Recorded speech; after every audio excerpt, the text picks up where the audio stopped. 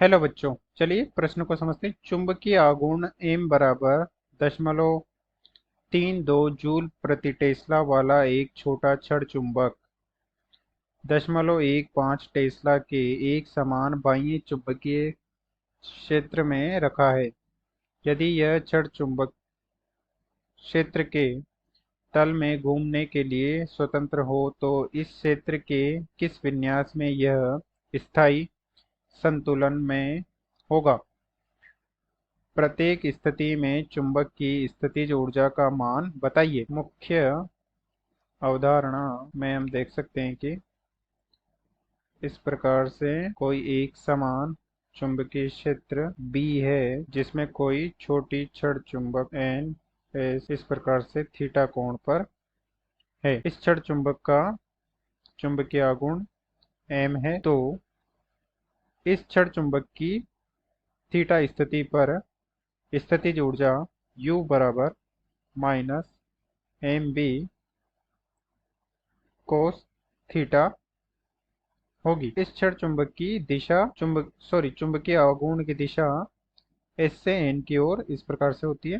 तभी तो M सदिश तथा B सदिश के मध्य का कोण क्या है? थीटा है। ये होगा चुंबकीय आघूर्ण M तथा B चुंबकीय क्षेत्र है तथा थीटा M व B सदिश के मध्य का कोण है। प्रश्न में दिया है चुंबकीय आघूर्ण M बराबर 0.32 जूल पर टेस्ला तथा चुंबकीय क्षेत्र B बराबर 0.15 टेस्ला। तो स्थायी संतुलन के लिए स्थायी संतुलन में होता है थीटा बराबर 0, अर्थात M सदिश व B सदिश के मध्य का कोण थीटा बराबर 0 डिग्री होता है। यानी कि छड़ चुंबक B सदिश इस दिशा में है तो छड़ चुंबक N S इस दिशा में होगी। ये M की दिशा है, तो दोनों की दिशा समान हो गई तो उनके मध्य का कोण 0 हो जाएगा। तो इस स्थिति में स्थितिज ऊर्जा U बराबर -mb कोस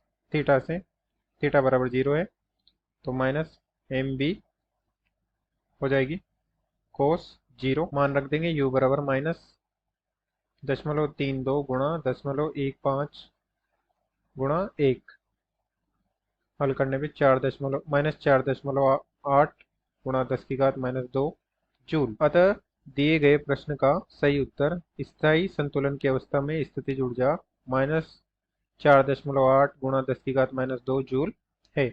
आशा करते हैं आपको समझ में आया होगा। धन्यवाद।